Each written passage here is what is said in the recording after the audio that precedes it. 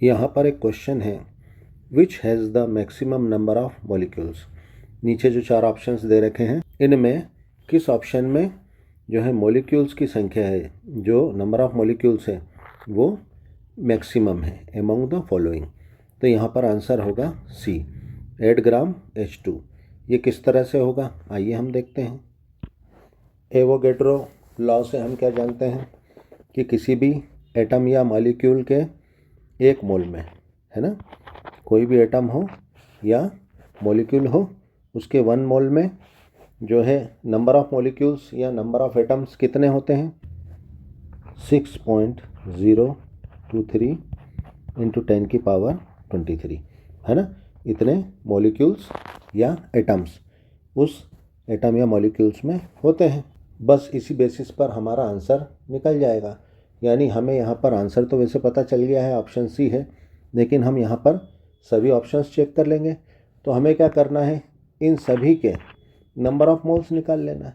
सीधी सी बात है ना। जिस ऑप्शन के नंबर ऑफ मोल्स ज़्यादा होंगे तो उसके लिए जो है नंबर ऑफ मॉलिक्यूल्स भी उतने ही ज़्यादा होंगे, है ना।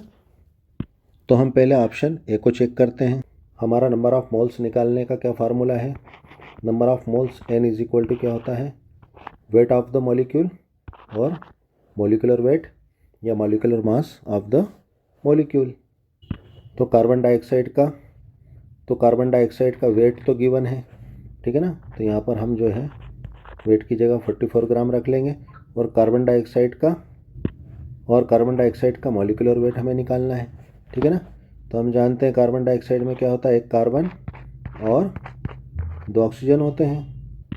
तो कार्बन का जो है एटॉमिक वेट क्या होता है, 12, ऑक्सीजन का 16, एक और ऑक्सीजन है तो 16, टोटल क्या हो जाएगा, टोटल हो जाएगा मॉलिक्यूलर वेट 44 ग्राम, ठीक है। तो हमें मॉलिक्यूलर वेट मिल गया है, हमने यहाँ पर इसको वैल्यू को यहाँ पर पुट कर दिया है।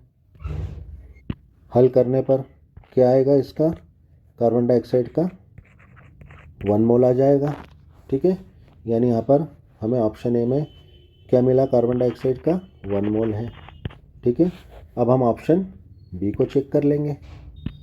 ऑप्शन बी में ओजोन का वेट जो है गिवन है, दे रखा है, कितना है 48 ग्राम। ओजोन का हम क्या निकालेंगे, मॉलिक्यूलर वेट निकाल लेते हैं। तो ओजोन के पास क्या होते हैं, 3 ऑक्सीजन होते हैं। तो 16 + 16 + 16 क्या हो जाएगा, इसका मॉलिक्यूलर वेट ओजोन का 48 ग्राम हो जाएगा, ठीक है। हमें मॉलिक्यूलर वेट मिल गया है। अब हम इस वैल्यू को यहाँ पर पुट कर देते हैं।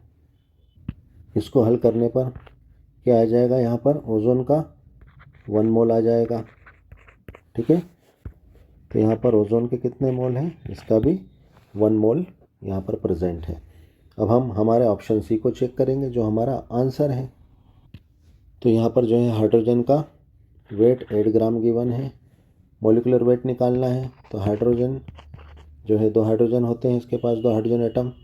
तो जो है एक का एटॉमिक वेट 1, दूसरे का भी एटॉमिक वेट 1, टोटल क्या हो जाएगा, यहाँ पर 2 ग्राम इसका मॉलिक्यूलर वेट आ जाएगा। तो यहाँ पर हमने वैल्यू पुट कर दी हाइड्रोजन के मॉलिक्यूलर वेट में। तो यहाँ क्या हो जाएगा, 2 1 जा 2, 2 4 जा 8। तो यहाँ पर कितने मोल्स आ गए हाइड्रोजन के, 4 मोल, है ना। तो यहाँ पर जो है हमने इसको 4 मोल, है ना, ऑप्शन सी के यहाँ पर हमने लिख दिए। अब हम ऑप्शन डी को चेक कर लेंगे। ऑप्शन डी में सल्फ़र डाइऑक्साइड के 64 ग्राम है ना, ये गिवन है। इसका वेट, सल्फ़र डाइऑक्साइड का मॉलिक्यूलर वेट निकाल लेंगे। 1 सल्फ़र और 2 ऑक्सीजन है। तो सल्फ़र एटम का एटॉमिक वेट क्या हो जाएगा, 32, ऑक्सीजन 16 और एक और ऑक्सीजन 16। तो टोटल इसका मॉलिक्यूलर वेट क्या हो जाएगा, 64 ग्राम हो जाएगा। वैल्यू पुट करने पर यहाँ पर, है ना, 64 से 64 कैंसिल। तो यहाँ पर जो है ऑप्शन डी में सल्फ़र डाइऑक्साइड का भी जो है कितना है, 1 मोल प्रेजेंट है, ठीक है। तो जैसा कि हमने बताया था कि एवोगैड्रो नंबर यानी एन है ना, एन के बेस पर जो है कैपिटल ए बनाकर हम किसको एवोगैड्रो नंबर को शो करते हैं Na, है ना। तो 1 मोल में जो है एवोगैड्रो नंबर हमने बताया था कितना होता है 6.023 इंटू 10 की पावर 23। तो 1 मोल में क्या हो जाएगा 1 Na। 4 ml में क्या हो जाएगा 4 Na। 1 मोल में 1 Na और 1 मोल में 1 Na। यानी सबसे ज़्यादा जो है number of molecules, maximum number of molecules किस में होंगे, जो है हमारे ऑप्शन सी में होंगे, ठीक है ना।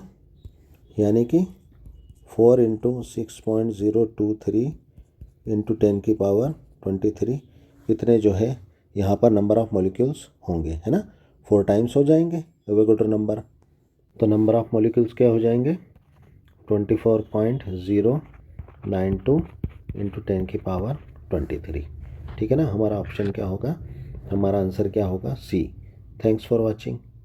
वीडियो को लाइक कर देना, फटाफट सब्सक्राइब करो।